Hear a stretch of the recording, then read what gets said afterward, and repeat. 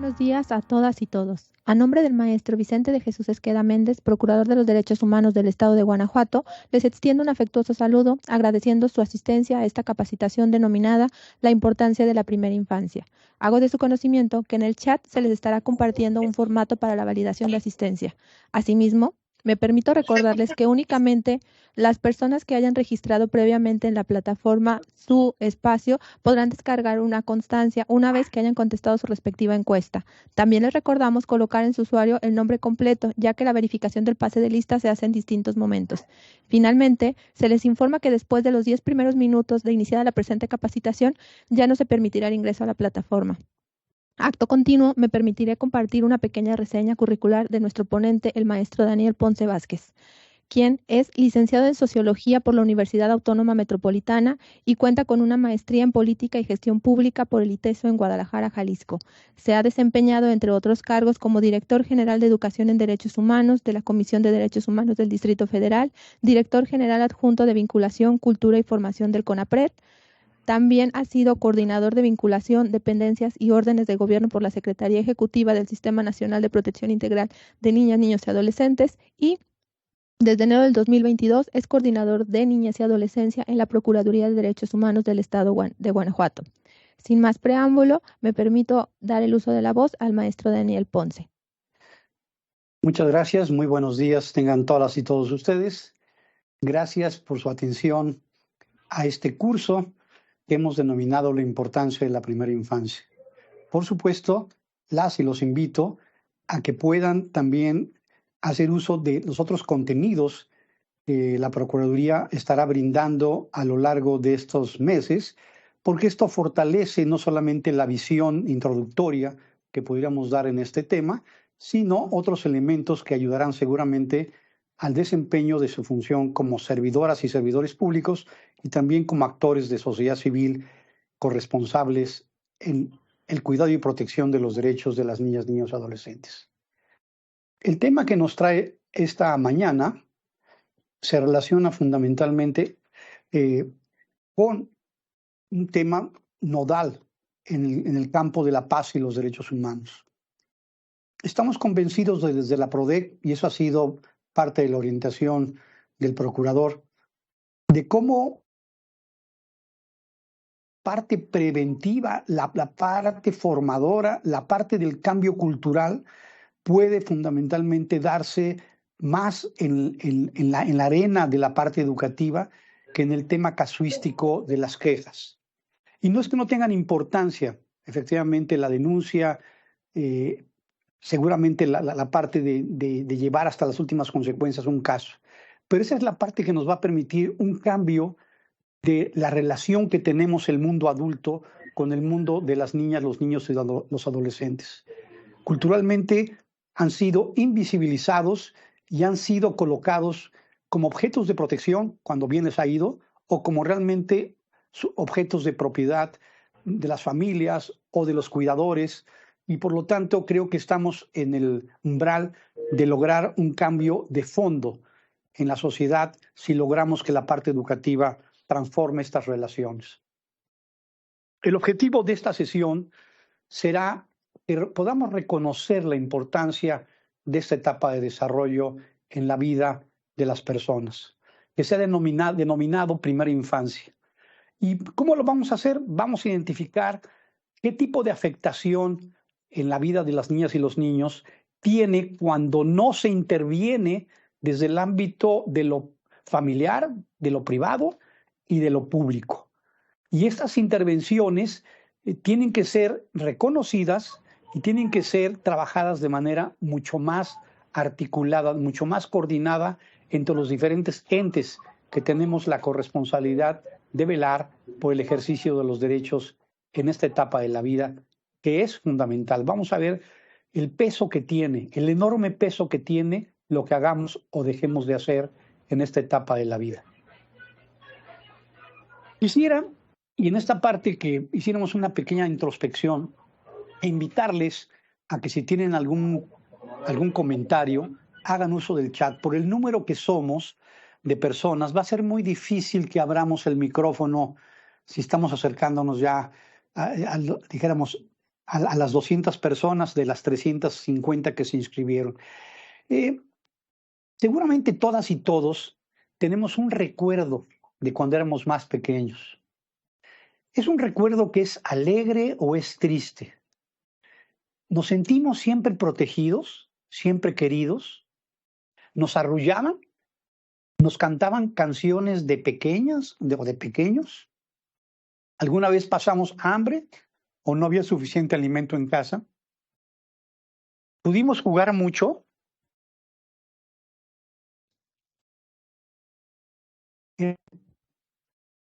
¿Hechos por alguna persona cercana o eran comprados siempre?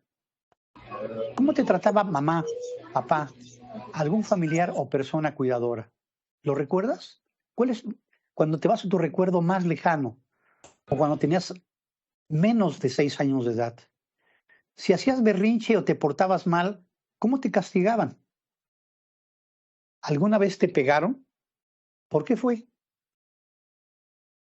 ¿Crees que lo que viviste en esa etapa de tu vida influyó en tu vida adulta? ¿Con qué te quedarías o qué cosa quisieras olvidar? ¿Por qué hacemos estas preguntas o por qué tenemos que hacernos esas preguntas? Porque seguramente no estamos abordando todas las dimensiones, pero déjenme decirles que los investigadores, que los expertos en la materia, nos han señalado que sustantivamente el tema que vivimos durante esa etapa de la vida es el que nos determina en gran medida lo que hemos sido como adultos.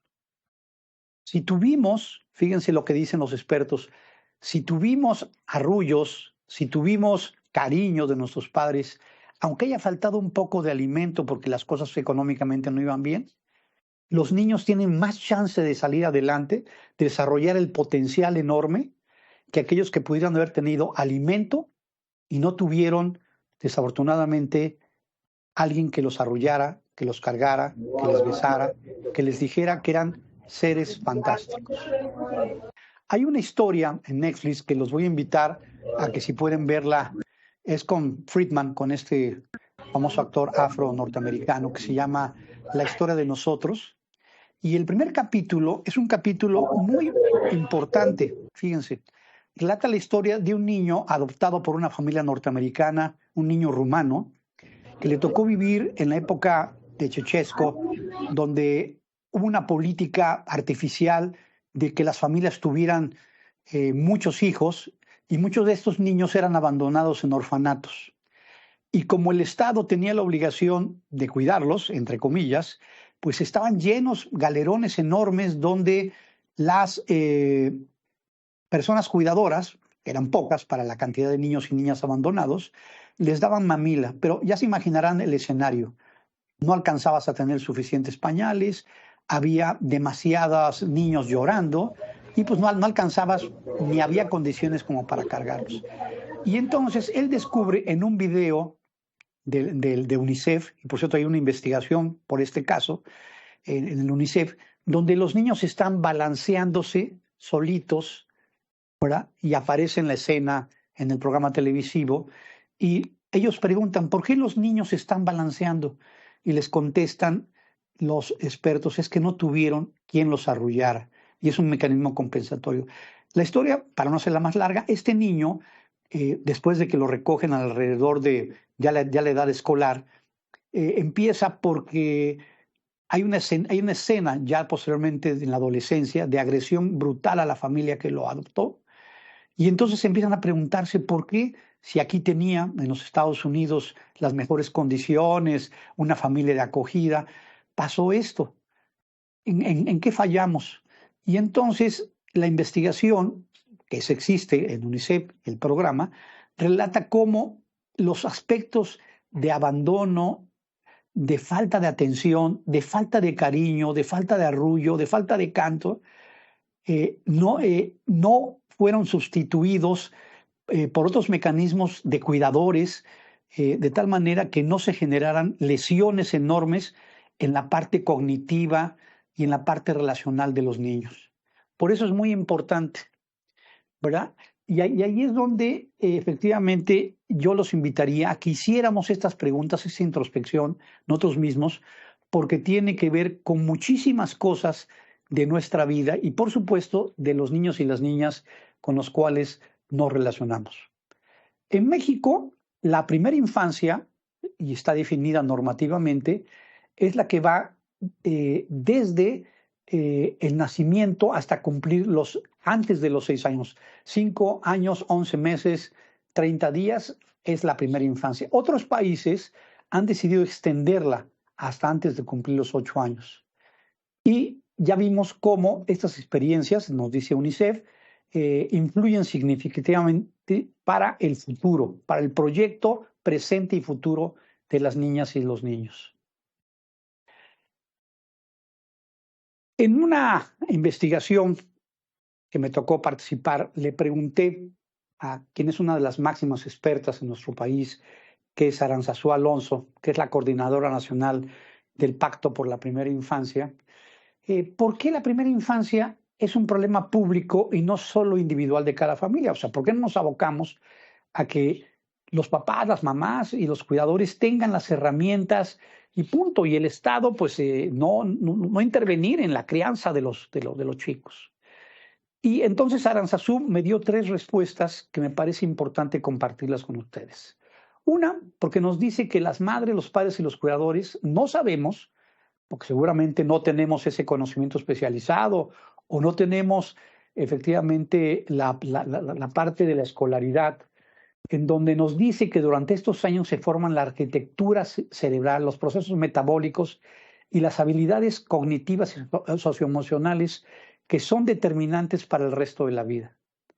No sabemos, por ejemplo, que las enfermedades o la mala alimentación se asocia con problemas de salud en la edad adulta. Pero no sabemos que la falta de oportunidades se traducirá en un peor o en un deficiente rendimiento escolar.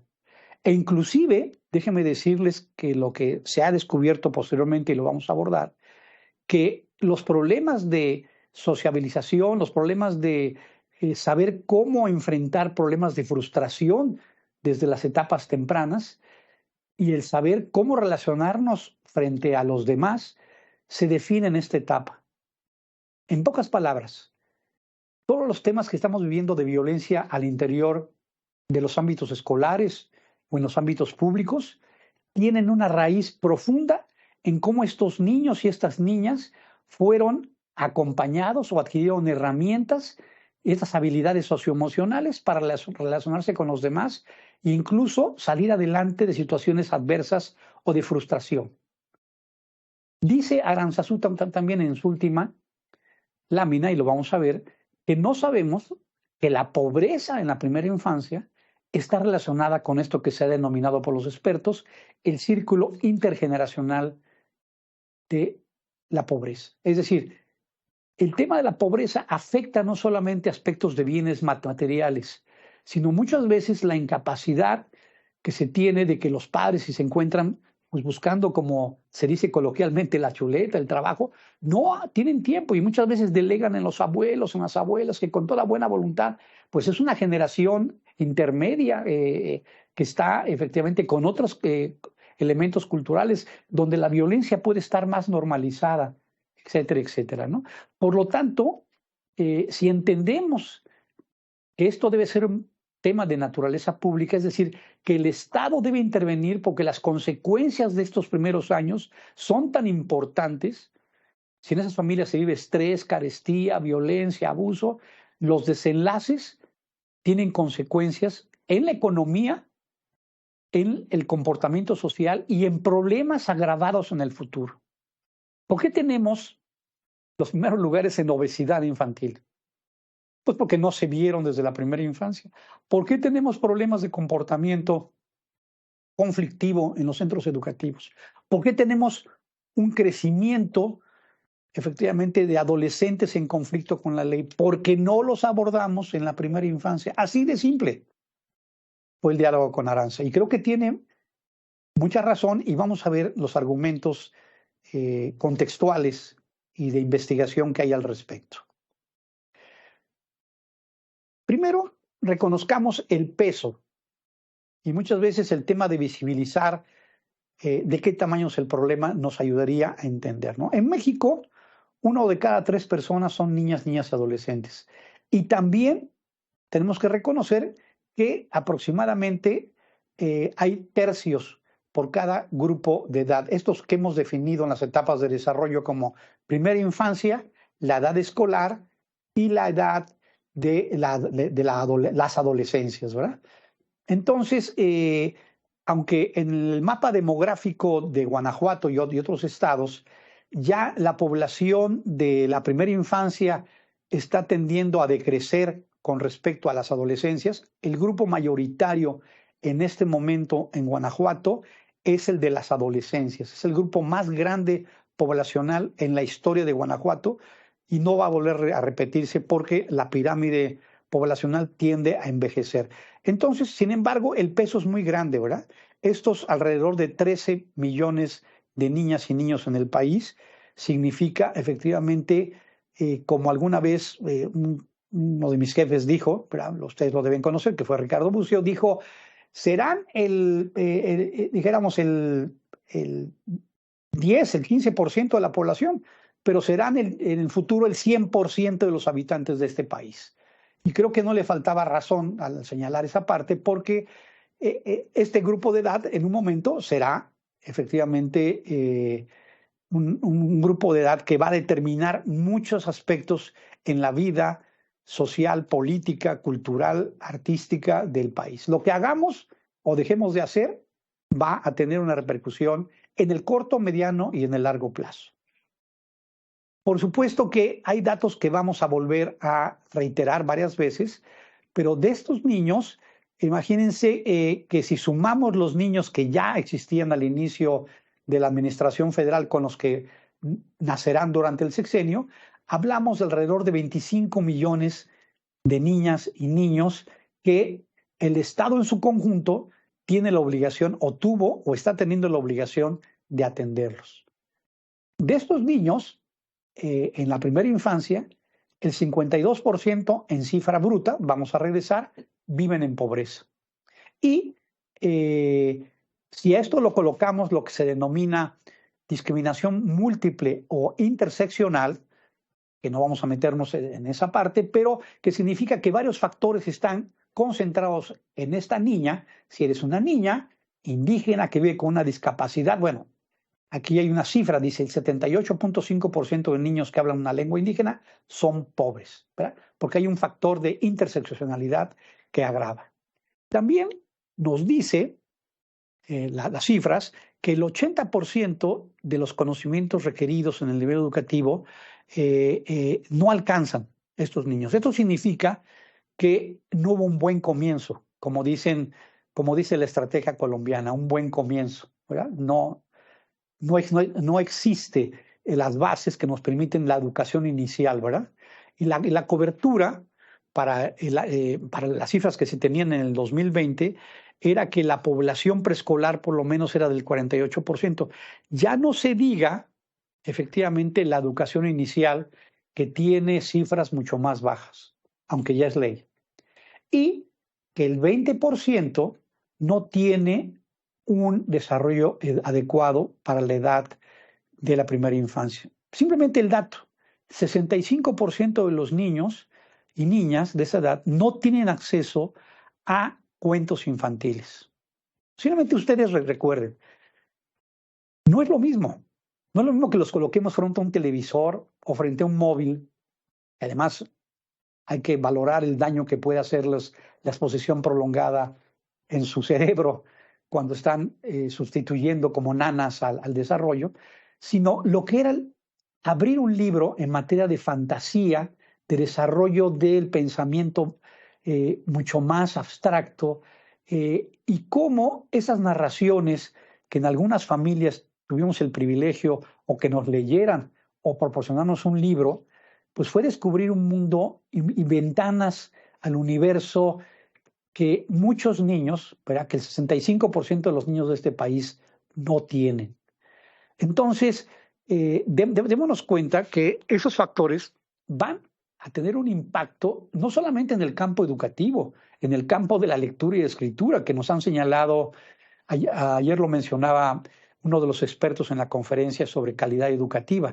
Ya dejemos esa parte que sí es importante, pero la parte más compleja es que el no tener acceso a libros, que al principio pueden ser ilustraciones, hay partes del cerebro que no hicieron conexión, que no hicieron, como dicen los expertos, sinapsis, ¿verdad? Que no logramos que se conectara una neurona con la otra para poder conectar el mundo real, el mundo que queremos construir como futuro, con los desafíos actuales, ¿no? Vamos entonces a la siguiente lámina. Aquí están las cifras de Guanajuato ahora, y claro, son las censales, hay que recordar cómo estas cifras de cerca de 330,000 niños, ¿verdad? Y para el 2024 el cálculo es que existan alrededor de 650,000 niños y niñas en Guanajuato de la primera infancia.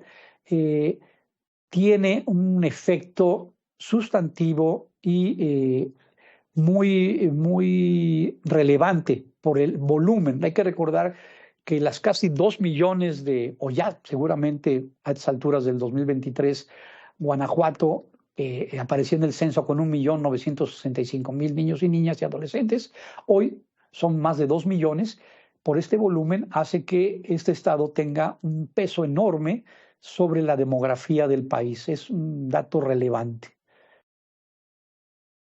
Con datos de Coneval y el análisis que presentó el Pacto por la Primera Infancia, fue importante reconocer esta parte que ya habíamos dicho. O sea, ¿se acuerdan? No, pues los niños de la primera infancia son pobres. Pero cuando comparamos, la gran pregunta, fíjense, es ¿por qué, si en cualquiera de nuestras familias nos preguntáramos, ¿usted está dispuesto a quitarse el pan de la boca para dárselo a sus hijos? ¿Sí? Y entonces resulta que los niños de la primera infancia son los más pobres en la sociedad. Comparen el 43.9% en pobreza de la población general contra el 54% de los niños y niñas en primera infancia. Traemos así a nivel nacional casi 10 puntos porcentuales de mayor índice de pobreza en la población.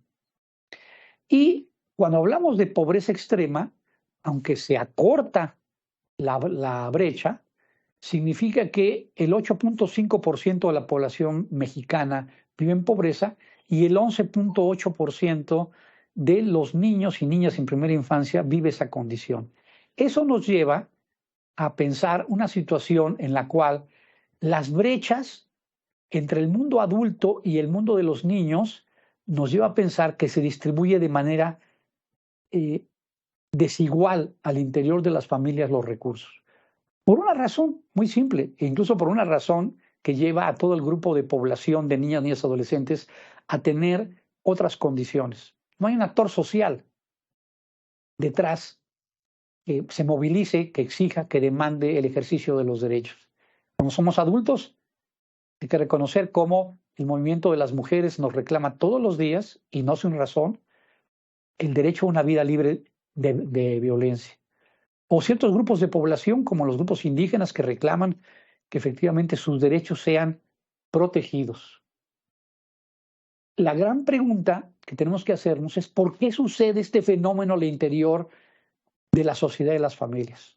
Cuando yo era niño, en los 60s, había un lema que decía, si la leche toca, a los niños les toca. Pero parece ser, según los datos, que esto no está sucediendo así, que están sucediendo de otra manera al interior. Entonces, puede haber subsidios, puede haber becas, puede haber cosas que lleguen, pero sustantivamente los indicadores nos hablan de una mayor pobreza y una mayor pobreza en la población de la primera infancia sobre el resto de la población. No solamente eres el más pequeño en edad, eres el que menos recursos tiene.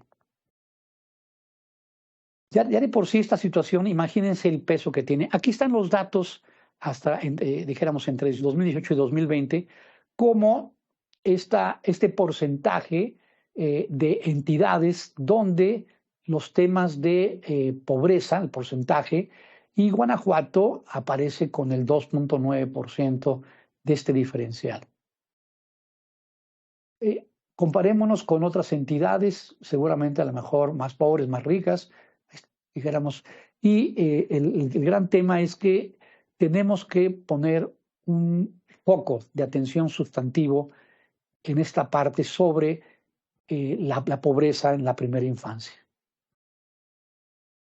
No solamente eso, sabemos que a nivel federal ha habido una reducción del gasto público. Lo hemos señalado y también tenemos que señalarlo porque es nuestra función como organismo público de derechos humanos, que el tema de la primera infancia no tiene la relevancia que debería tener en materia incluso presupuestal. Aquí vemos cómo el presupuesto programable federal disminuyó de 2018 al 2020 y ha seguido cayendo. Los datos que todavía no son públicos, pero dialogando con colegas expertos en ese campo, nos hablan que las cifras del 2022 no fueron al alza. Incluso, aunque a veces puede aumentar un poco el presupuesto, pero la parte inflacionaria, lo que se llaman pesos deflactados en economía, nos hablan de que los pesos reales, comparativamente con el año que empieza a medirse, son menos los que se destinan a la primera infancia. No es una prioridad. Déjenme decirles que, y ustedes no me dejarán mentir, no hay servidor público en este país que diga que los niños no le importan. No hay nadie. Ustedes acérquense a cualquier presidente municipal, a cualquier funcionario y pregúntenle, ¿para ti son relevantes los niños y las niñas? ¿O los niños y las niñas más pequeños, los de primera infancia? Y no va a haber nadie en su sano juicio que les diga, no me importa. Todo el mundo dice, claro, son mi principal interés. Es más, yo en los discursos lo digo frecuentemente, lo señalo, que todo esto lo hacemos por nuestros niños. Perfecto. Pero, ¿qué pasa cuando revisamos el ejercicio del presupuesto? Y cuando nos damos cuenta que los recursos no están llegando en la proporción que deberían. ¿Y por qué? Déjenme decirles que el mundo adulto somos muy curiosos. El mundo adulto tenemos como otras prioridades y entonces pensamos que los temas de la primera infancia los resuelven en lo particular cada familia. Ya vimos qué suceden con las familias, cómo se distribuye. Pero si ustedes pusieran los primeros temas en muchas de las sociedades, en muchos de los entes gubernamentales, se van a dar cuenta pues, que en primer lugar pues, pesa mucho el tema de la inseguridad. Por supuesto que esto afecta a todos los niños y las niñas. No estoy diciendo que no se invierta en seguridad. También se invierte mucho en la generación de empleos, ¿verdad? Y por supuesto Guanajuato es un ejemplo nacional de cómo hay una dinámica económica muy importante. Y si nos vamos en los campos, pues por supuesto se dice, pues invertamos en la educación básica, ¿verdad? Y en la educación secundaria, una gran preocupación, ciertamente por la deserción en la parte adolescente. Pero la pregunta de fondo en las prioridades es, está bien, no tenemos un actor social que impulse la agenda con tanta fuerza, ¿verdad? Y entonces, ¿por qué nos pasa que los niños y las niñas de la primera infancia no tenemos esa conciencia que varios de los problemas que enfrentamos actualmente como sociedad se están generando en esta etapa de la vida? Ya lo decía al inicio y seguramente lo voy a volver a reiterar en la exposición.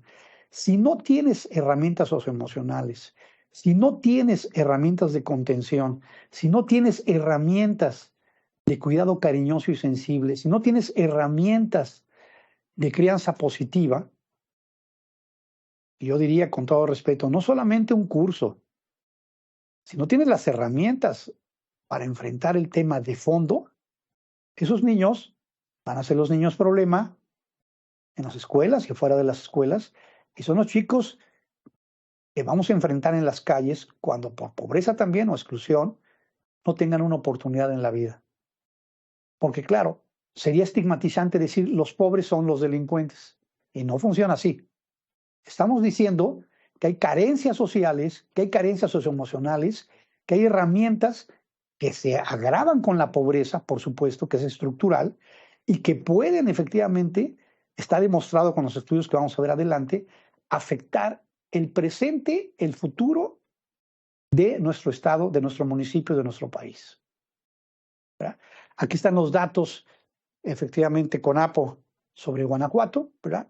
Por grupo de edad, los hemos venido un poco como repitiendo, ¿verdad?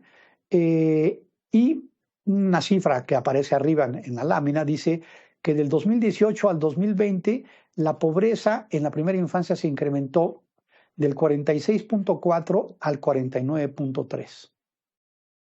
Se requieren medidas más fuertes de inversión pública en el aspecto. Y el tema del rezago educativo, entendible por la pandemia, por supuesto, ¿verdad? Como el rezago educativo a la primera infancia se incrementó del 12.3 al 14.3 en el 2020. Sí, no había condiciones, eso es entendible.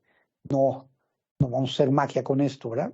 Las familias no tenían acceso a las tecnologías, no podían tener acceso a herramientas, etcétera, ¿no? Guanajuato se encuentra en el lugar 18 de las 32 entidades federativas con mayor porcentaje de población menor a 6 años con rezago educativo. Y en materia de salud, algunos de ellos, por supuesto, que dependemos de los insumos que nos llegan seguramente de la federación, pero temas como las vacunas. Imagínense temas que ya teníamos resueltos en un porcentaje enorme, los temas de la vacunación en nuestras entidades. Bueno, pues este es un tema también de preocupación. Tenemos todavía un porcentaje importante de niños y niñas que no tienen acceso a las vacunas del cuadro básico. Hay desabasto. Es un tema que tiene que abordarse aquí independientemente de colores, sabores y de niveles de gobierno. Es decir, estamos realmente jugando con fuego, si lo podríamos decir de alguna manera, ¿no? También tendríamos que decir que la carencia por seguridad social se incrementó del 55.7% al 59% durante este periodo analizado, y esta seguridad social, que recuerden que en nuestro país este derecho se adquiere por el acceso al empleo formal de los padres, ¿verdad? Que tienen acceso a la seguridad, dijéramos, sea IMSS, ISSSTE o la seguridad del Estado, decreció para los niños de la primera infancia, con lo que implica de servicios médicos de atención, ¿no? en el tema, ¿no? La parte alimentaria y la calidad también creció el tema de la carencia alimentaria, según los datos de CONAPO, y Guanajuato ocupa el lugar 9 de 32 entidades federativas con mayor porcentaje de población menor a 6 años con carencia por alimentación nutritiva y de calidad. Déjame decirles un tema, una hipótesis en esta parte. Me tocó a mí, en inicios de los 2000, formar parte de un equipo que, junto con sociedad civil y expertos del campo, intervino directamente en la crisis de Ciudad Juárez. Y la doctora Clara Husseinman, una destacada líder de sociedad civil y también destacada servidora pública en muchos campos del desarrollo social, investigó a través de 3 tomos cuáles eran como las raíces de esta violencia del feminicidio en Ciudad Juárez. Lo coloco como ejemplo simplemente para vernos en un espejo y preguntarnos si efectivamente tendríamos que reforzar con mayor énfasis programas que atendieran esta problemática. ¿Qué encontró Clara Husseinman en el caso de Ciudad Juárez que pudiéramos retomar como ejemplo en Guanajuato? 1. Las madres trabajadoras eran valoradas enormemente en las empresas maquiladoras y en las empresas industriales por su dedicación, porque no eran conflictivas, porque no se emborrachaban, no llegaban, dijéramos, perdón por la palabra coloquial, con resaca, ¿verdad?, al trabajo, y ellas eran preferidas sobre los varones en el trabajo. Dos, como no había infraestructura de vivienda, vivían en las afueras y el transporte no era el más adecuado. Entonces muchas veces tenían que salir en altas horas de la madrugada con los niños muy pequeños y no alcanzabas esa hora más que a veces darles un tecito, ¿verdad?, de hojas de naranjo, etcétera, o de manzanilla, para que no se fueran con el estómago vacío, mientras llegaban a la guardería que se proporcionaba por la asistencia social o por los servicios de seguridad social.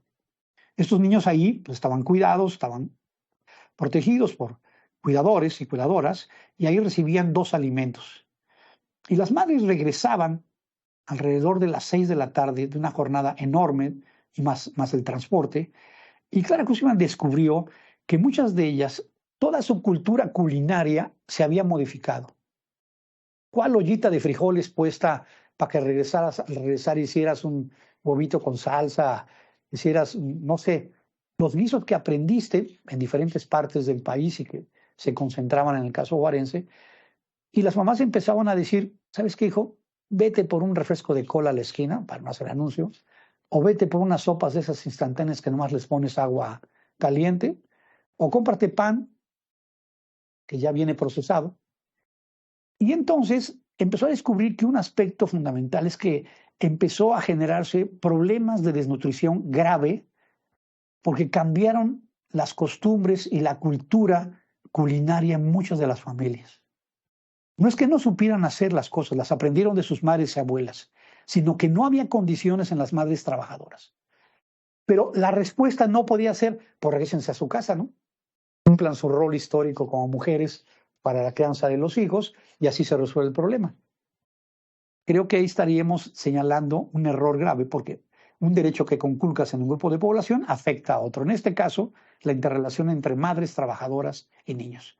Mi pregunta con ese ejemplo juarense es, preguntémonos si no solamente el bombardeo de la comunicación, no solamente los aspectos que se encuentran, digo yo, que tengo muy poco tiempo de vivir en Guanajuato, se los digo, sí me sorprende la cantidad de espacios públicos y privados donde la llamada comida chatarra está muy fácilmente al acceso de las personas. En eventos públicos, cuando fui, por ejemplo, al tema de los globos, que felicidad es un ejemplo, es un tema hermosísimo ir, pues había, no sé, a precios que yo decía, esto hace mucho tiempo que no veía cajas de galletas, de cajas de frituras, refrescos bueno, etcétera, etcétera. Yo digo, algo se puede hacer. O frente a lo que no se ha podido hacer, ¿cómo logramos compaginar también, por supuesto, los patrocinadores con el tema de la cultura culinaria que permita que la nutrición, porque, dígame, es cierto, hay una lucha fuerte que se ha dado con el tema del etiquetamiento, pero de repente hasta nosotros mismos obviamos. Claro que sería importante tener esa información. Tiene 3 sellos, es peligroso. Velo. Realmente lo usamos como herramienta pedagógica desde muy pequeños para decir, aguas con esto, hay que limitarlo para ciertas fechas y cosas.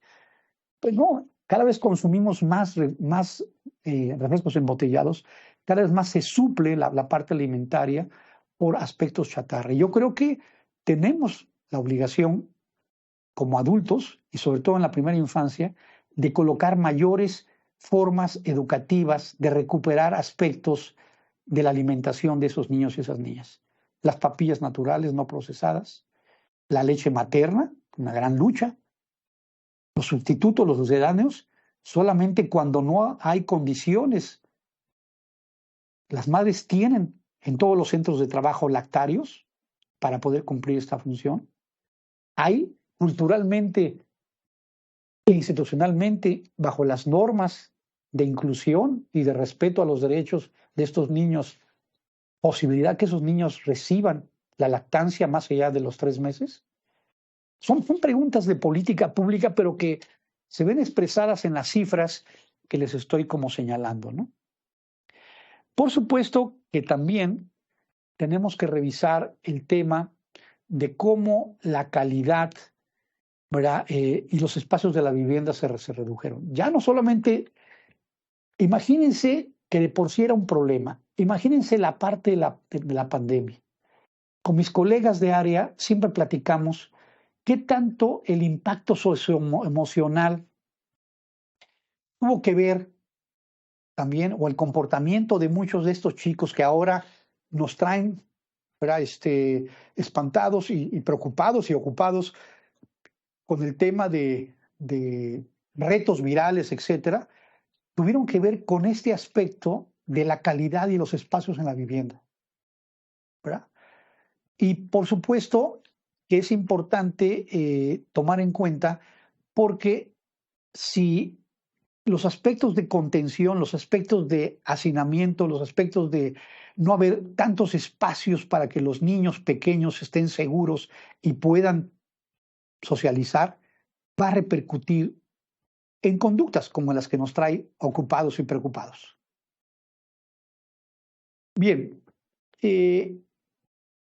vamos más adelante, ya como especie de síntesis del contexto que ya invertimos, tendríamos que señalar que esta población, en nivel general, ya volvemos al país, es la que más carencias en servicios de salud tiene, la que se encuentra en mayor, dijéramos, en mayor riesgo, porque la desnutrición crónica va a tener consecuencias de secuelas, incluso en el gasto público de salud de mediano y corto plazo.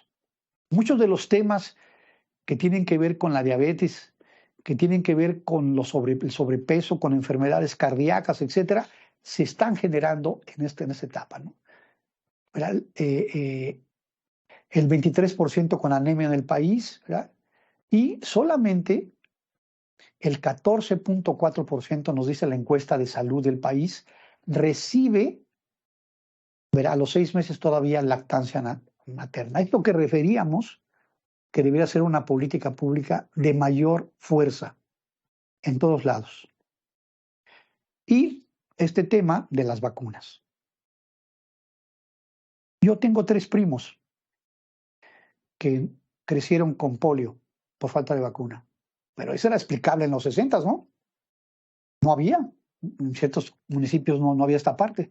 Pero que hoy nos vuelva a pasar, si no hay vacunas en ese campo, sería imperdonable. Por lo tanto, tenemos que hacernos cargo socialmente. No solamente, fíjense, en esta parte siempre hablamos nosotros, es que es un tema de salud. ¿Solo de salud? ¿O es un tema que deberíamos estar preocupados y ocupados? Me adelanto un tema de la estrategia nacional y de la ruta de integral, porque muchas veces esa expresión del deporte nacional del bateo, del no me toca, tiene consecuencias prácticas. Ustedes saben que reduciríamos la mitad de las muertes materno-infantiles si lográramos que las madres fueran durante el embarazo a todas sus consultas. ¿Sabemos el porcentaje de madres que va solamente casi el último mes, ya que entiende o comprende que a lo mejor hay un problema? Y en ese sentido, el tema es que siempre decimos, pues es responsabilidad de los médicos, ¿no? Y si no quieren ir las señoras, es un problema de ellas. ¿Y quién se preocupa? ¿No debería ser una tarea de todas y todos los servidores públicos? Señora, ¿ha ido a su consulta? La maestra que ve a la mamá con embarazo y va a dejar el pequeño.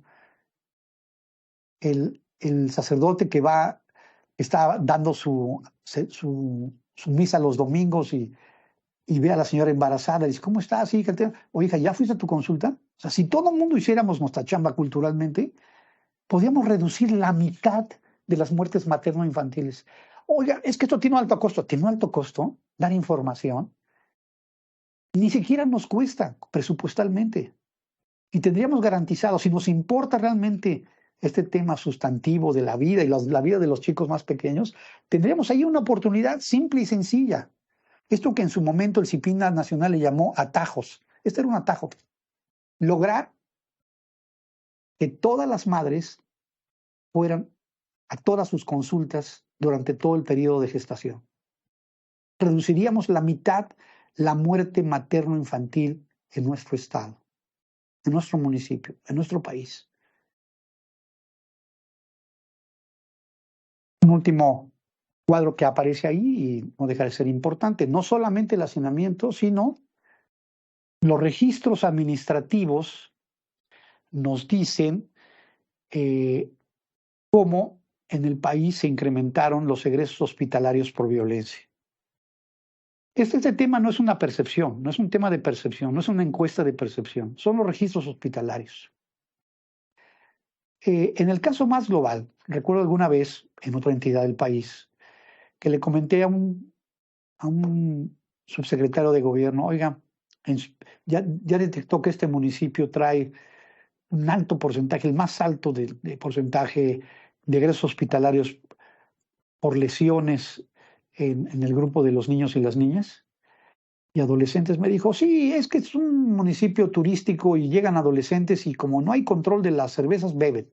Aunque fuera por eso, subsecretario. Si estás teniendo egresos hospitalarios, pregúntate que todos los niños de repente se aventaron agua hirviendo o sea, los accidentes fueron así como descuidos o qué, ¿verdad? O sea, no había quien se hiciera cargo. Y si fuera el caso, ¿qué autoridad es la que tiene que intervenir por abandono o por falta de problemas de cuidados? Entonces, yo les comento que este tema es relevante por muchas de las aristas que hemos visto. Vámonos al campo entonces de del tema de la evidencia científica. Porque alguien puede decir, pues está muy bonito tu discurso, muy poético, hablando de tu experiencia, pero ¿qué datos duros tienes sobre esta parte? Entonces, yo quiero comentarles que tenemos, por un lado, un premio Nobel de Economía. O sea, no es ni siquiera médico, no es un tema especialista en desarrollo de las neuronas, no es un pedagogo, no es un abogado, es un economista. Y este economista, James Heckman, su trabajo del 2000 le valió el premio Nobel de Economía. ¿Qué es lo que hizo él? Desarrolló durante 20 años un proyecto dijéramos, de seguimiento transversal con un grupo, ya ven cómo son los americanos que hacen grupos de control, ¿verdad? Sobre población que recibe ciertas intervenciones, en este caso de la primera infancia, con los que no recibieron. Y encontró hallazgos muy relevantes en materia del impacto que significa el que haya intervenciones adecuadas en la etapa de la primera infancia que si no las hay. Uno, sobre el rendimiento escolar posterior. Los niños que recibieron estimulación temprana, educación inicial, educación preescolar, pudieron desarrollar después mejores herramientas de desempeño escolar. Fueron mejores alumnos en muchos de los campos. Segundo, estos niños que recibieron al inicio, en las siguientes etapas no tuvieron reportes escolares graves, los normales. Los niños guerrosos son guerrosos, pero no había incidentes de violencia extrema en su desempeño académico. Tercero, al llegar a la edad adulta, obtuvieron mejores empleos y más salarios, lo que significa que las intervenciones permitieron valorarlas como una inversión. Eso fue lo que hizo Heckman, determinar. Por cierto, las organizaciones de la sociedad civil del pacto trajeron a Heckman la primera vez ya desde el 2015 a este país para que platicaran con tomadores de decisiones, ¿no? Que les platicara la experiencia de un economista. No nos está hablando un sociólogo, no nos está hablando un politólogo, no está hablando un abogado, nos está hablando un economista, nos está diciendo así funciona. Y el tema importante es que nos dice Heckman, todas esas cosas se pueden medir. La inversión se puede medir y se puede medir lo que Heckman habla como tasa de retorno a la economía, ¿verdad? Se puede hablar como inversión social. En el campo médico tendríamos como evidencia, para introducir, la famosa número especial que hizo la prestigiosa, es la más importante en el mundo. Ustedes hablen con cualquier médico y les va a decir The Lancet es la publicación más importante que existe en el campo médico. Bueno, ellos presentaron en 2016, en octubre de 2016, la evidencia de cómo la protección, el desarrollo de la niñez durante la primera infancia tiene, con evidencia científica, probada cambios sustantivos en la calidad del desarrollo de estos niños en todos los campos. Neuronal, lingüístico, peso, talla, etcétera, etcétera. Oiga, es que esto no es genético. No todo. Hay cosas que si se interviene a tiempo pueden modificarse sustantivamente las características y las condiciones de salud integral de la población. Eso nos dice The Lancet, la más importante revista de investigación científica en el mundo. Y por supuesto, tenemos ya una evidencia probada en varios países. Desde el 2009-2010, por ejemplo, Chile, en diferentes administraciones, porque esto ya es una política de Estado, no depende si gobierna X, Y, etcétera, partido, ya es una política de Estado, tiene una estrategia nacional que se llama Chile crece contigo. Yo, de las primeras cosas que le comenté al procurador cuando llegué a la Procuraduría, eran cosas que se desprendían de esa estrategia de otras etapas del famoso proyecto Puente que alimentó al proyecto Chile crece contigo, como a veces medidas que son muy simples pueden cambiar la vida de las personas. El ejemplo que le puse y que le llamó mucho la atención a él era que en este proyecto de enfrentamiento de la pobreza extrema detectaban cada vez más niñas y niños desde etapas muy tempranas, porque hay que recordar que es un tema invisibilizado en las familias y en la sociedad y también en ciertas instituciones, porque es un tema de mejor no se hable, mejor que no se haga escándalo, y era el abuso de adultos y de adultos cada vez más grandes sobre niños y niñas en hogares con hacinamiento. Y cómo este programa, una de las primeras medidas que tomó, si no es el primero, el segundo, porque el primero tenía que ver con la identidad. Hace un rato les comenté cómo hay problemas y que se van derivando y que se van arrastrando. Por ejemplo, tenemos municipios como Atarjea o como Jishú, donde todavía los niños de 5 años, alrededor del 10% de los niños al 15, son las estadísticas que se disponen, no tienen acta de nacimiento. Imagínense ustedes, es un factor de intervención si no tienes identidad jurídica para acceder a otros derechos. Es derecho llave, ¿no? Pero en este caso, estas familias más pobres, en el caso chileno, tomaron como segunda medida después de la identidad jurídica el tema de pedirle a las familias como corresponsabilidad que la siguiente inversión de la ayuda que se les estaba dando fuera tener, antes que un cuarto rosa, antes que un cuarto extra, porque a veces no hay tanto recurso, literas, para que las niñas más pequeñas y los niños durmieran en la parte alta. Y por supuesto que no pusieran gallinas, ¿verdad? O no pusieran ahí la cosecha de maíz o de lo que cultivaran.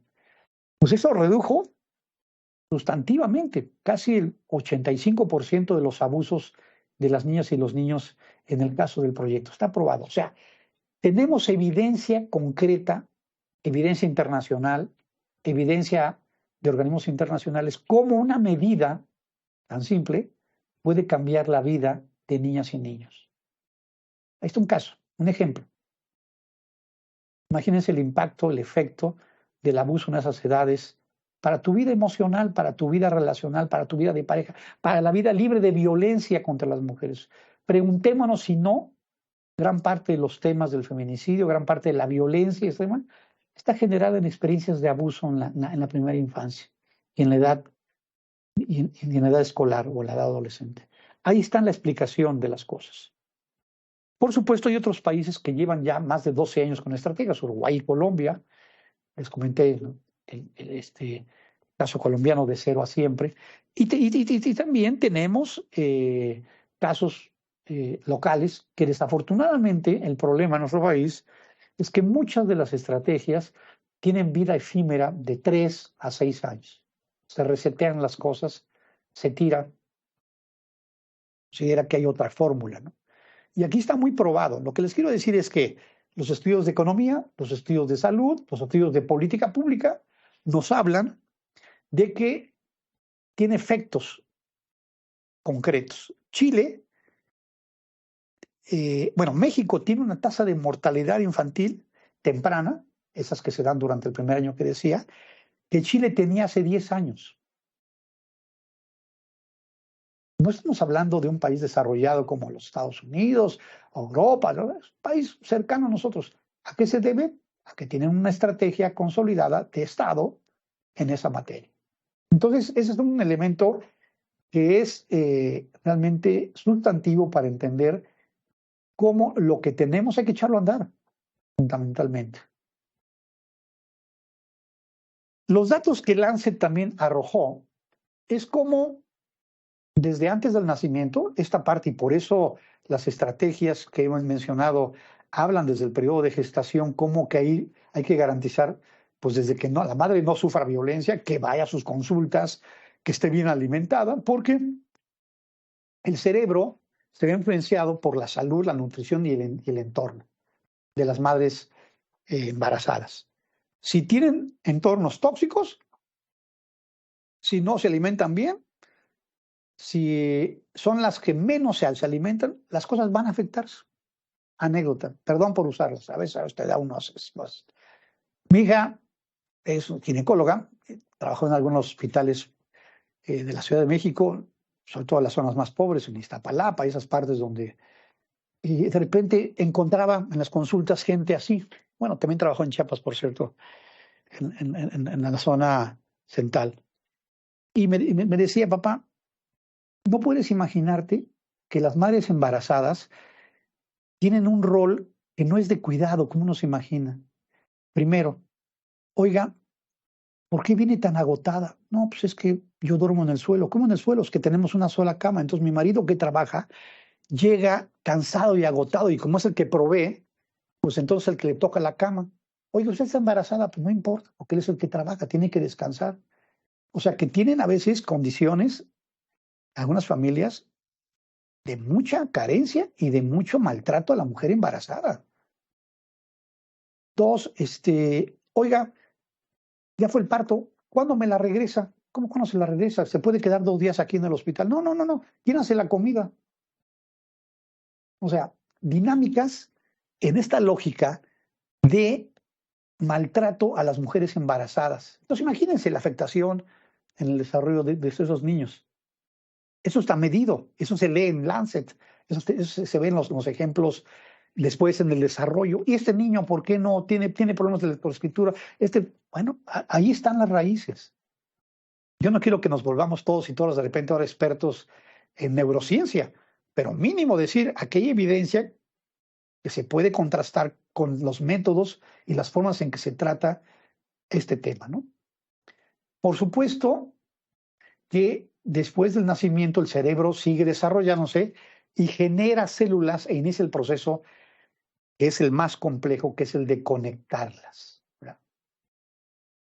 Este desarrollo cerebral es una parte esencial mediante el cual adquiere sus habilidades físicas, motrices, cognitivas, emocionales y lingüísticas. Y permiten a las personas construir pensamiento abstracto, pensar, resolver problemas, comunicarse, expresar emociones, tejer relaciones y sientan las bases de una vida adulta. Si esto no se desarrolla durante la primera infancia, vamos a tener el grave problema de incapacidad de las personas, no solamente para amar, no solamente para proporcionar afecto a la gente que le rodea ya en la vida adulta, sino va a haber problemas que repercuten en el campo incluso de la seguridad pública, la violencia, resolver de manera violenta conflictos y temas que no tienen que ver porque no supimos cómo aprender a expresar emociones. Pues eso tiene que ver con el desarrollo de la primera infancia, ¿verdad? El cerebro es una maquinaria maravillosa, ¿verdad? Durante los primeros años hay 1000 conexiones por segundo, una velocidad que nunca más en la vida de esta persona va a volver a suceder. A los 3 años de edad, el cerebro de una niña es 2 veces más activo que el de un adulto. Imagínate la cantidad de conexiones y de cosas que está absorbiendo y aprendiendo, ¿verdad? Y entre el 50 y el 75% de la energía de estos niños que se consume, de la energía, todo lo que hay de ingesta alimentaria, se localiza en el cerebro. Si este niño no tiene suficiente alimentación, pues tiene menos gasolina, ¿eh? Como cualquier máquina. En este caso, una máquina maravillosa, que es el cerebro. Entonces, vayan sumando los elementos, dense cuenta cómo está la parte, ¿no? Los bebés tienen 200,000 millones de células cerebrales, pero pocas conexiones. El entorno durante el primer año de vida y estas células son las que determinan. Por eso mucha gente y muchas instituciones y muchos gobiernos le ponen énfasis a los primeros 1000 días e inclusive al primer año de vida. Y no les falta razón, pero no es suficiente, pero es importante, ¿verdad? Y cerca de 2 años, el cableado, es decir, las conexiones, la sinapsis cerebral, ha comenzado ya a ser como una poda de lo que pues ya no es útil, ¿verdad? Ya lo que ya no utilizó, y por lo tanto, de ahí que se habla de que solamente los seres humanos utilizamos menos del 10% de nuestro cerebro, porque ahí es donde se generaron o no las conexiones. Hay casos excepcionales donde, ay caramba, este niño es 160, 170 de IQ, pues seguramente algunos factores influyeron para que las conexiones se dieran. Estímulos intencionados o circunstanciales que permitieron que estos niños tuvieran otro nivel de inteligencia, ¿no? Y por supuesto que también las experiencias negativas funcionan en sentido contrario, funcionan en un sentido de encogimiento, funcionan en un sentido de no encenderse, ¿verdad? Por lo tanto, la estimulación sensorial motriz y las interacciones por los miembros de la familia, los cuidadores, los educadores, las educadoras y todo el personal médico de salud educativo que interactúan durante la primera infancia, tiene mucho que ver con estas partes, ¿no?, del cerebro. Si nos damos cuenta, la línea roja en esta gráfica tiene que ver con la habilidad de cambios de transformación que el cerebro tiene, y el azul se refiere a la edad. Ya prácticamente acercándonos a los 70 años, la capacidad de absorber, de comprender, de nuevos conocimientos, de habilidades de todo tipo, pues ya prácticamente es mínima. Sin embargo, pues el 100% durante los primeros meses y años de vida es la gran oportunidad. Y fíjense cómo se cruzan las líneas alrededor de los 29 años, que es en donde se dice que se termina la edad de la juventud, ¿verdad? Donde hay un cruce ya distinto entre el aprendizaje. No es que no aprendamos, toda la vida se puede aprender. Y hay casos que hemos visto en las redes sociales de gente que termina carreras a los 90 años, etc. Pero ciertamente es la excepción. Todo se determina durante los primeros meses. Los circuitos sensoriales, inclusive en los meses primeros, el lenguaje, entre el primer año de vida y los primeros meses, las funciones superiores, como la memoria, la toma de decisiones. Es una gente muy indecisa, o seguramente no se cultivó ese tema cuando era niño y niña, chiquito, ¿verdad? La solución de problemas, es que no le entran cómo resolver problemas matemáticos. Y no es que va a aprender tablas de multiplicar pequeño, es que hay estimulaciones, hay temas ahí que no se ejercitaron para que estos niños fueran. El tema de los libros que les platiqué, ustedes vean una niña y un niño cuando experimentan con el mundo real, táctil, y cuando experimenta o no el lenguaje oral, la fantasía, etc. Esto no lo sustituye un televisor, perdón. A veces no lo sustituyen los abuelos cuando están muy grandes y cansados.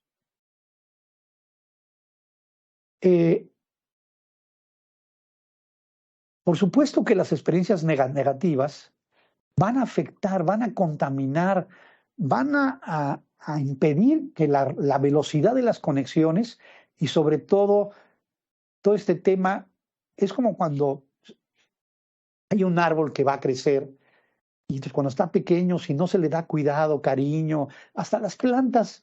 Hay gente, recuerdan ahí a las abuelas cómo le cantaban y hablaban a las plantas y, oye, tienes buena mano. No, es que son seres sintientes, por lo tanto, imagínense los niños pequeños, si eso sucede con las plantas, no sucede con los niños, son la parte más delicada. Y esas experiencias negativas, abandono, omisión, estrés, violencia, mala alimentación, conflicto entre los pares, termina afectando, ¿no? Interrupción del sueño por razones de que llega el papá a altas horas exigiendo comida, el tema. Bueno, todo eso, si no se protege de cierta manera, va a generar un estrés tremendo en los niños y en las niñas. Hay quien dice, los derechos de los niños y las niñas son ya para cuando estén más grandecitos, para cuando estén en la edad escolar.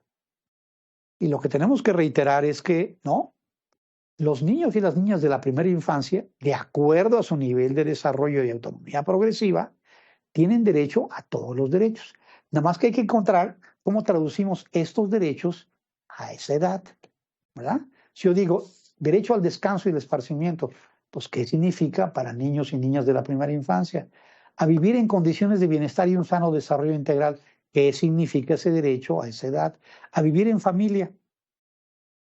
Claro. Es decir, aplausos para todos los centros de asistencia que tenemos, para los CAIs, etcétera, para las guarderías, el tema. Pero el derecho a vivir a la familia es insustituible. Y por eso es importante no desligar cuando se habla. Es que la familia, sí, la familia tiene una función fundamental y de gran corresponsabilidad en materia, sobre todo en esta etapa de la vida, en todas. Pero en este en particular es un tema indelegable. Cómo fortalecemos las capacidades de la familia, las capacidades parentales con mayor fuerza. El derecho a la prioridad. Resulta que somos más pobres, pues invirtamos, ¿no? La pirámide al revés. Si la leche es poca, a los niños les toca. Ya recordaba esa expresión, ¿no? Bueno, por supuesto, un aspecto que tenemos que reconocer es la progresividad de los derechos. Esto que dijimos, los derechos de la primera infancia son derechos humanos. Y ahí tenemos también muchos aspectos importantes en lo que la Convención, las recomendaciones que ha hecho al Estado mexicano el Comité de los Derechos del Niño o las observaciones generales son parte de nuestro arsenal normativo para poder cumplir los derechos de manera integral. Esto nos lo dijo la Reforma Constitucional de Derechos Humanos del 2011 y los derechos de la niñez en México a partir de la reforma al cuarto constitucional, ¿verdad? Todos los servidores públicos, en el ámbito de nuestra competencia, estamos obligados a promover, respetar y garantizar los derechos, en este caso, de los niños, niñas y de la primera infancia, con mayor prioridad. Tiene derecho de prioridad. La Ley General del 2014 y la Ley Estatal de los Derechos de Niñas y Adolescentes es el otro marco que ya vimos. La ley para regular la prestación de servicios de atención y cuidado y desarrollo infantil en el estado de Guanajuato del 2016 con su reforma del 2019 es un avance también importante a tomar en cuenta en materia del cuidado y de los servicios, que es la que nos dice cuando tú tienes necesidad por trabajo, etcétera, de que haya otros entes, hay obligaciones también del Estado de cuidar la calidad de esos servicios. La observación número 7 del Comité de los Derechos del Niño en materia de primera infancia, la Estrategia Nacional de Primera Infancia que se desprende de la reforma constitucional del 2019 y que obliga a 29 intervenciones en 4 grandes campos, la vamos a ver posteriormente, porque esa es la estrategia que el país creó, que todavía persiste, que es legal y que aspiramos algún día, como Chile, a tener varias generaciones que hayan pasado por esa estrategia. Y por supuesto, tenemos que reconocer, pero es un aspecto de esas 29, el programa de crianza positiva en el marco de la Estrategia Estatal de Familias de Grandeza que Guanajuato tiene. Sí, importante. La crianza positiva es una herramienta importantísima en una estrategia tan integral como la que se necesita para esta etapa de la vida. ¿Qué dice la observación general número 7? Y la traemos a colación porque pues, es un elemento de convencionalidad que las autoridades estamos obligados a conocer y aplicar en el ámbito de nuestra competencia. Dice que los niños pequeños son sujetos plenos de derecho y beneficiarios de todos los derechos consagrados. Es decir, no es que digas, no, estos no, porque son pequeños. Y dice que al comité le preocupa que los estados partes no hayan prestado la atención suficiente en estos pequeños, en estos niños, en su condición de portadores. Porque a veces no hay una política diferenciada, sino dice, bueno, ya crecerán y cuando estén en la primaria van a empezar a ejercer ciertos derechos. No. Es decir, dice el comité, no, los estados no han prestado suficiente atención. Y lo dice pues después de una observación como muy general de lo que ha sucedido en diferentes países. La malnutrición y las enfermedades prevenibles continúan siendo los principales obstáculos para la realización de los derechos de la primera infancia, porque están ligados a la supervivencia, a la mortalidad infantil, y porque la salud física debe ser prioridades también como un primer piso básico, ¿no? Si no tienes derecho a la vida, pues ya te imaginarás a los demás. ¿Qué te puedes esperar? La discriminación puede consistir en que tengan la peor alimentación. Chiquitos, no van a la escuela, no necesitan tanto alimento. Que tengan una atención o cuidado insuficiente, que tengan menos oportunidades del juego, por lo que sea. Es que no hay quien los cuide, se pueden escapar, les puede pasar un accidente. Entendemos eso. Pero si se mantienen encerrados en una casita, en un departamento, en un lugar, en un corralito, muchas veces, esos niños van a tener inhibiciones graves para la libre expresión de sentimientos y para la libre expresión de capacidades que debían de desarrollar. Y por supuesto que cuando no se puede efectivamente tomar en cuenta esto, va a haber afectaciones. Y dice el comité que los niños, cuando sufren explotación o abuso, pues tienen que ser tomados en cuenta porque su voz pesa, inclusive para procedimientos de restitución de derechos. Advierte también el comité que estos niños crecen en circunstancias difíciles, son especialmente vulnerables al daño por relaciones poco fiables o inestables de padres o cuidadores, o porque están rodeados de conflictos y violencia. Ustedes saben que la violencia familiar es un tema delicado en muchas familias, a veces negado, pero también no somos exentos por las condiciones de seguridad que hemos vivido los últimos años a que esta exposición a noticias o a estar en lugares en donde la violencia es explícita, no más basta abrir un periódico y darse cuenta que esas cosas pasan, los va a afectar de manera distinta. Estas generaciones que han sido niños pequeños durante esas etapas traen cierta afectación que hay que hacernos cargo. Tenemos que tener herramientas de contención como no las hemos tenido en el pasado, porque no se necesitaban seguramente, hoy sí. Por supuesto que nos dice en los artículos 20 y 21, los niños huérfanos que están abandonados, que se les ha privado de atención familiar o largas interrupciones o separaciones, sea porque ha habido epidemias, por separación de los padres, por encarcelamiento, privación de la libertad, como le denominamos en este país, ¿verdad? De los padres, migraciones forzosas. Todos estos niños y niñas, hijos de jornaleros agrícolas o de los padres guanajuatenses que han tenido que ir al extranjero en busca de oportunidades, todo eso tiene una repercusión enorme sobre los niños y las niñas. Y aquí dice un tema importantísimo, porque muchas veces nos confundimos, ¿no? Bueno, es que esta parte la hacen las ONGs. Pues sí, qué bueno, las organizaciones de la sociedad civil. Dice que el sector privado, como proveedor de servicios y su función en la relación de los derechos, recomienda que los estados brinden apoyo a las actividades del sector no gubernamental para la aplicación de los programas e insta a los proveedores no estatales, como comerciales o sin ánimo de lucro, a respetar los principios de la convención y recuerda a los estados que su obligación primaria es velar por su aplicación.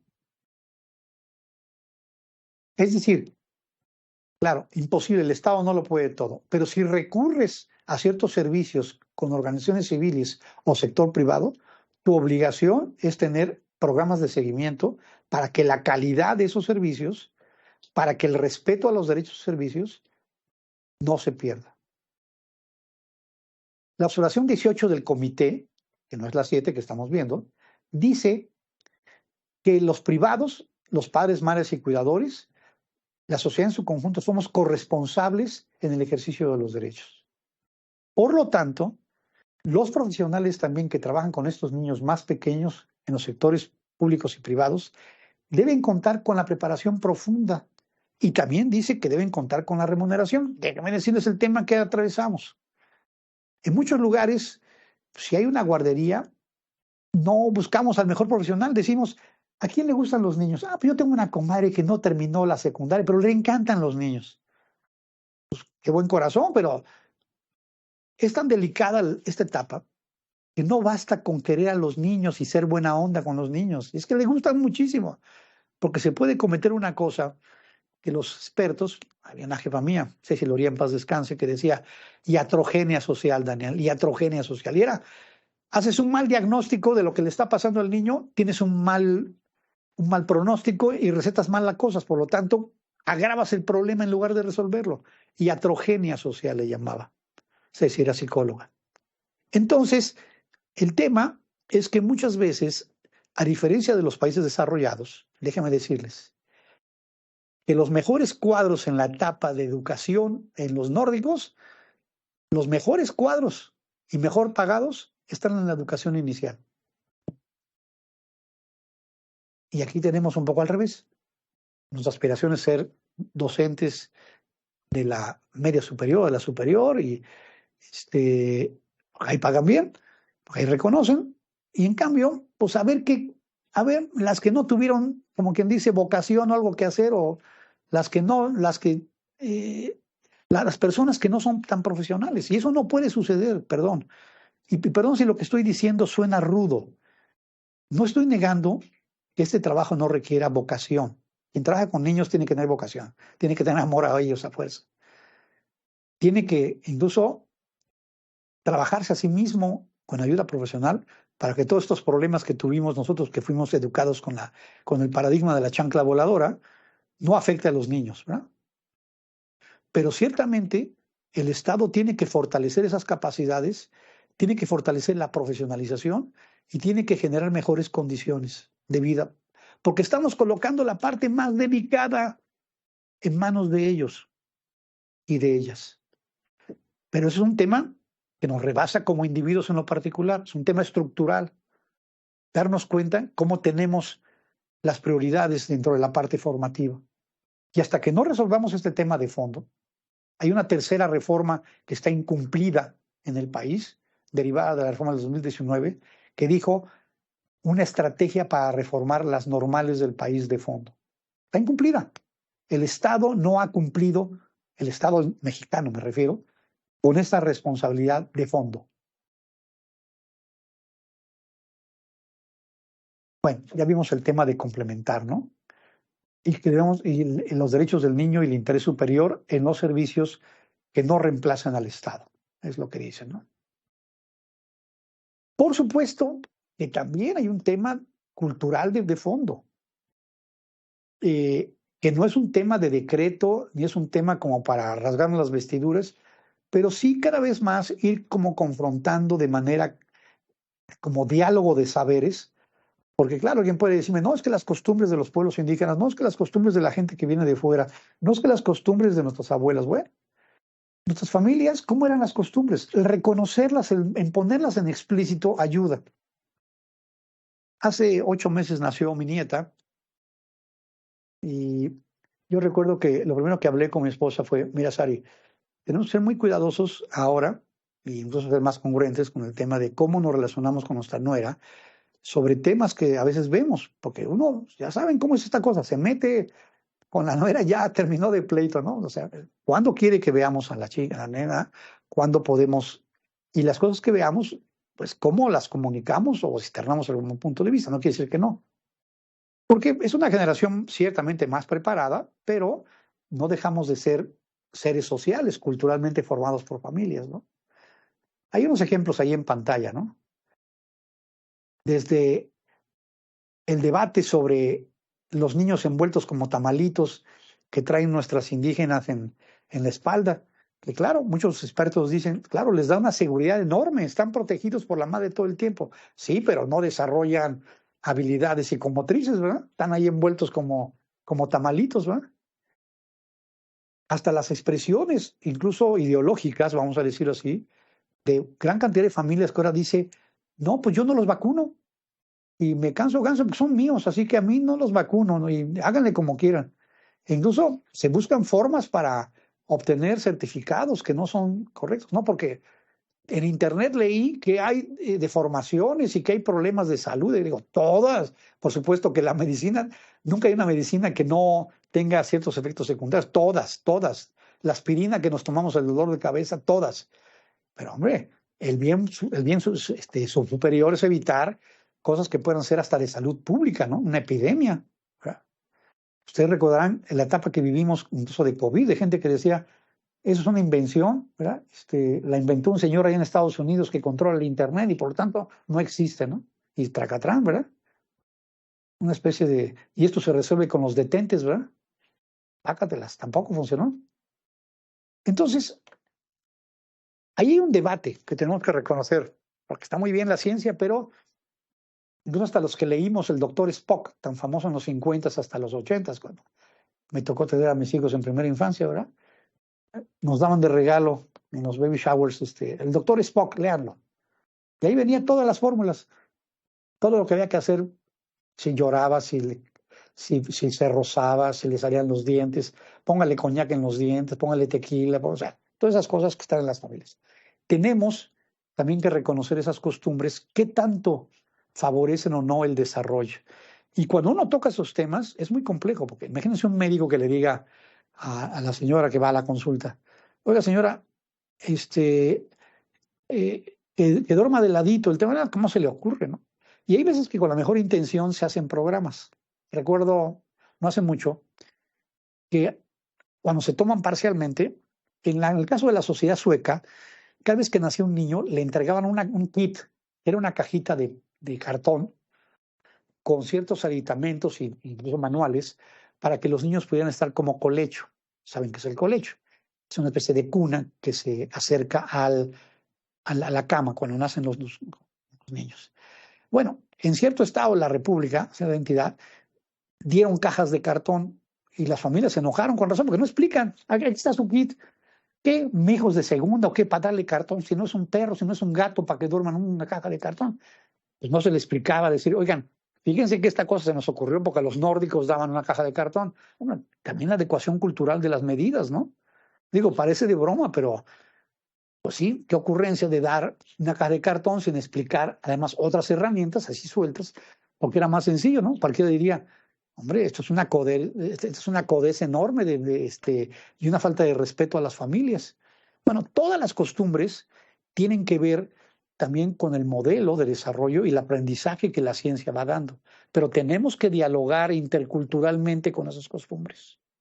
Es como cuando dialogamos con los pueblos indígenas, las comunidades. Sí hay un respeto a esa cosmovisión y ver la parte educativa. Siempre el interés superior no ponga en riesgo la vida y el desarrollo de esos niños. Ese es el tema, ese es el límite.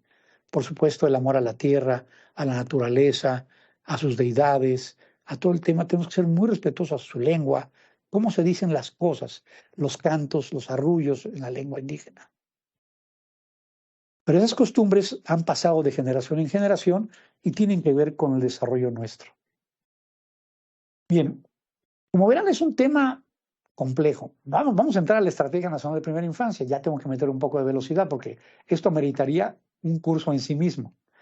Porque fue un logro importante. Yo tuve la oportunidad de participar también en la elaboración de la estrategia nacional, pero realmente el mérito fundamental fue el empuje que la sociedad civil hizo sobre el tema. Tenía los contactos internacionales, tenía recursos, tenía diagnósticos, tenía bases de datos acumuladas que junto con el diálogo con el sector público logramos, en el marco de dos administraciones muy distintas, entre el 2018 y entre el 2016 y el 2020, construir una estrategia de esta naturaleza. ¿Qué dice la estrategia fundamentalmente, no?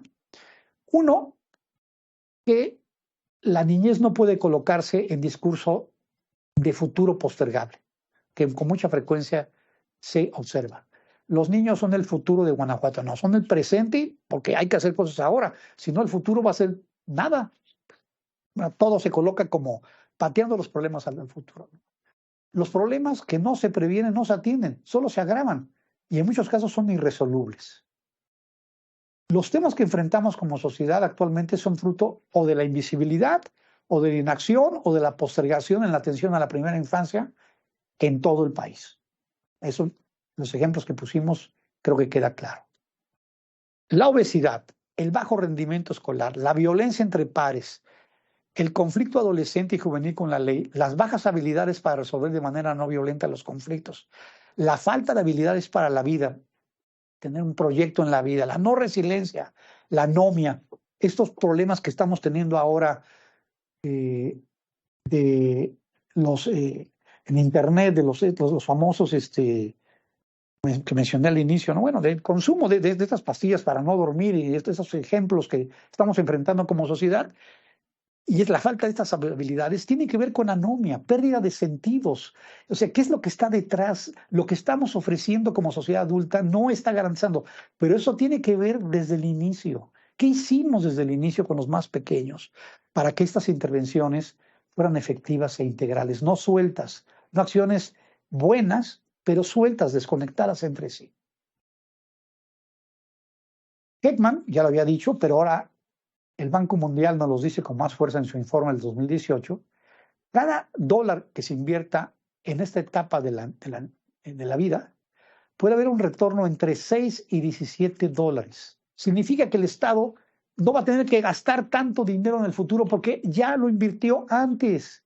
Pero ¿cuál es el tema? Como todo lo vemos en visiones de corto plazo, la gente dice, pues esto no lo voy a ver en mi administración. Tenemos que tomar altura con visión de Estado. La prevención de la violencia es más efectiva. La ONU dice que la violencia contra los niños cuesta 7 millones en el mundo de dólares al año, que equivale al 8% del Producto Interno Bruto. Y cómo en el futuro esto va a pasar al mundo adulto, y sí o sí. México gasta alrededor del 0.06% del PIB en el cuidado infantil y educación para infancia temprana, mientras que los países desarrollados, que siempre se habla de los nórdicos, invierten entre el 1.7 y 1.4 de su Producto Interno Bruto. Algo nos dice del desarrollo, algo nos dice que le invierten al desarrollo, al de veras. Por lo tanto, es importante que todos los niños tengan un desarrollo. Eso es lo que dice el fundamento de la estrategia. Y porque muchos de estos niños no gozan de esta protección y esas herramientas, ¿verdad? Ya dijimos que la reforma constitucional mandató que se construyera una estrategia nacional. Y esta se ligó con los trabajos que venía realizando la Comisión Nacional de Primera Infancia para elaborar y poner en práctica una política integral nacional de primera infancia que se le conoce por sus siglas como la ENAPI, ¿verdad?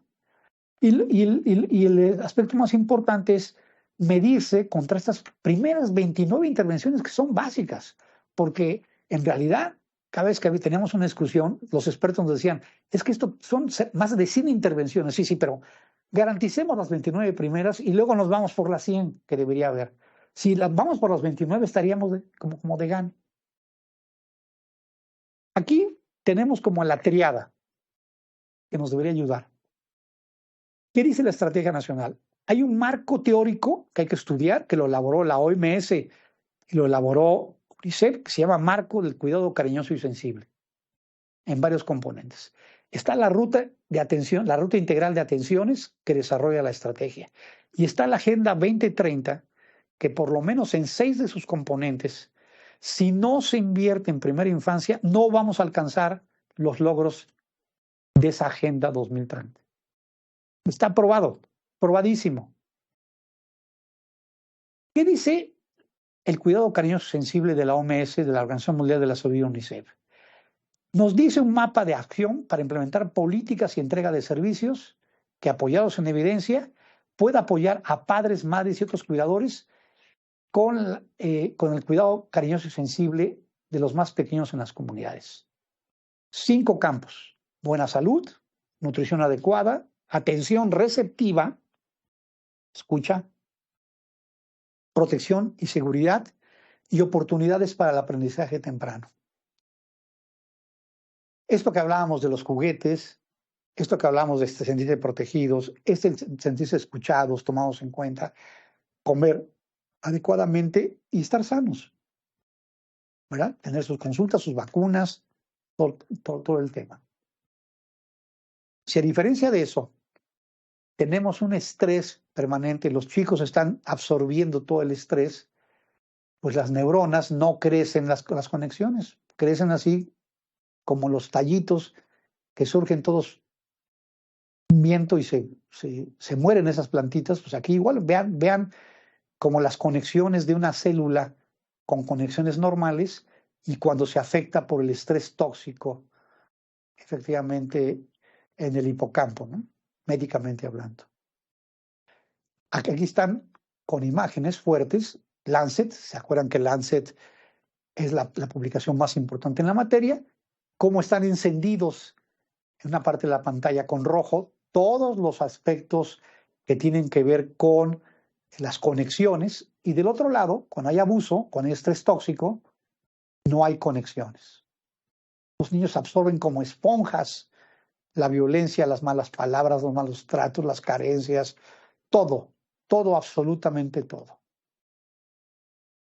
Esta ruta pues fue construida, ya dijimos, por una coalición muy grande, y el paquete de las atenciones nos habla de cómo están englobados en 4 grandes ámbitos: salud y nutrición, educación y cuidados, protección y bienestar.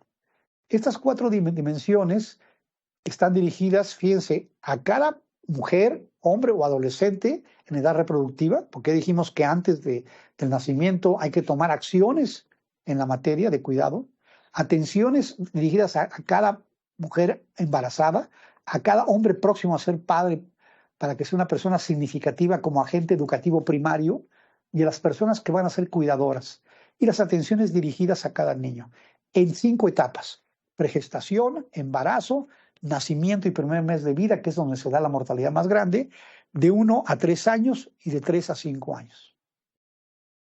Un estado de la República, Sinaloa, lo voy a mencionar porque fue un ejemplo, aunque ya hablamos de la falta de continuidad, hizo un programa educativo interesante que se llamó Primero de Primaria es demasiado tarde. Y nos pareció genial el nombre, porque concentraba, con palabras suyas, adaptada a la estrategia, lo que querían decir.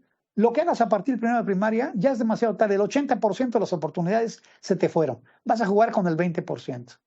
Entonces, nos damos cuenta en la ruta integral, las 29, por supuesto que los invito a leer la Estrategia Nacional completamente, cada una de ellas explicadas qué significa en cada etapa, que hablamos desde la pregestación hasta los 5 años, la atención médica, los micronutrientes, la orientación nutricional, la consulta del control de vida de los niños, la vacunación, la lactancia materna, la prevención y depresión posparto en las madres.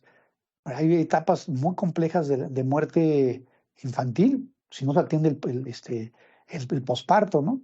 En fin, la estimulación para los niños desde que nacen, el registro de nacimiento, la identificación, la violencia, el abuso, el maltrato, los espacios de juego, ¿verdad? El acceso, inclusive o no, a cosas que tienen que ver con las tecnologías de la información, todo tiene que ser contemplado en las intervenciones. Usar una sola intervención o algunas desconectadas, nos va a llevar a lugares positivos, pero de corto alcance.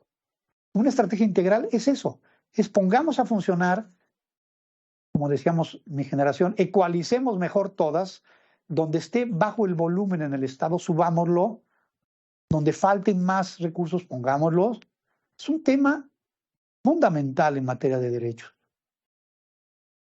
Ya hablamos un poco de los ODS, por el tiempo no voy a detener, entonces va a ir una materia.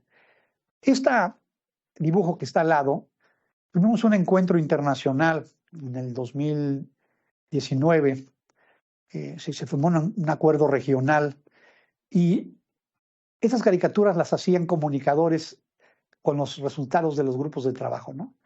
Uno, como dice ahí en los dibujos, tienen que ser acciones sostenibles y de largo plazo.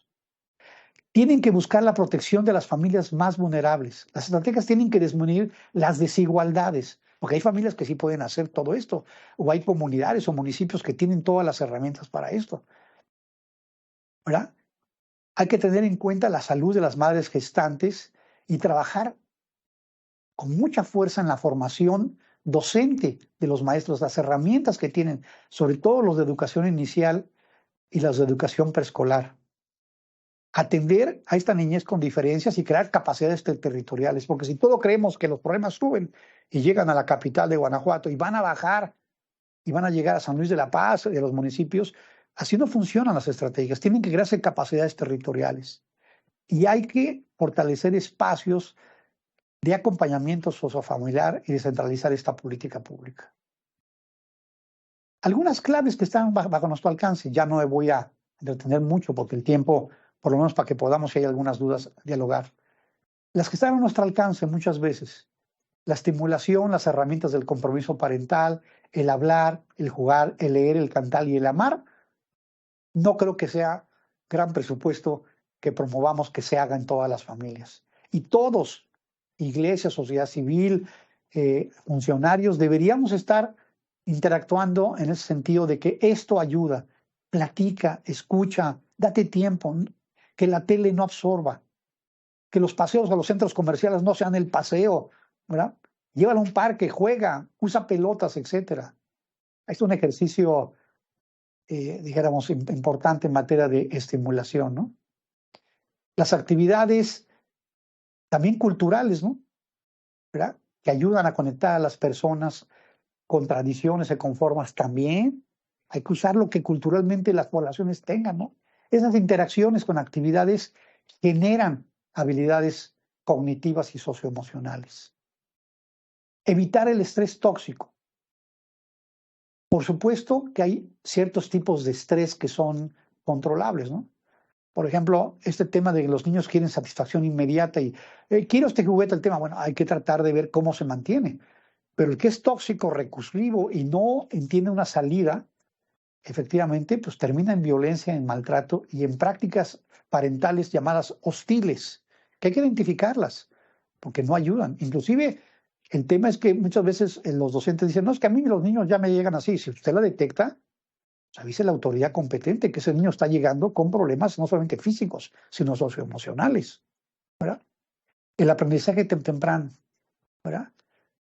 Estas pruebas de cómo los lactantes y los niños, a través de experiencias lúdicas, el juego, cómo es fundamental. Los niños que no juegan no se desarrollan. Está a nuestro alcance. Aquí hay un mapa muy general de 9 acciones para los gobiernos en general, desde cualquier nivel. Servicios de salud, alimentación, registro civil, prevención de las violencias, educación, los grupos vulnerables como los migrantes o en situación de calle, los institucionalizados y el tema de los niños y niñas que viven con sus madres privadas de libertad. Ahí hay 9 acciones básicas que podrían y deberían hacerse. Bien, ahí les dejo una foto de mi nieta hace 8 meses, casi recién nacida. Está así, pero está descansando, no está diciendo nada. No, lo que nos dice es que el compromiso y el afecto y la calidad de las interacciones va a tener un efecto en nuestras vidas como sociedad y también nos va a hacer sentirnos una sociedad que es protectora y amorosa, ¿no? que los centros, que la atención médica, que la atención de ventanilla, siempre piense que esos niños más pequeños son primero. Dice Rafi Kubolkain, un fundador de un centro de niñez en Canadá, que si cambiamos la historia, el comienzo de la historia, cambiaremos la historia entera. Y no le falta razón. Porque seguimos pensando desde la Procuraduría que lo que es bueno para las niñas, niños, adolescentes es bueno para todos. Vamos a pensar en cualquier ámbito y lo vamos a seguir como subrayando. Y más se trata de lo que es bueno y seguro para los niños de la primera infancia, va a ser seguro para todas y todos. Los invito a que sigan conociendo y aprovechando la oferta educativa continua que tiene la Procuraduría, como también sus especialidades y su maestría.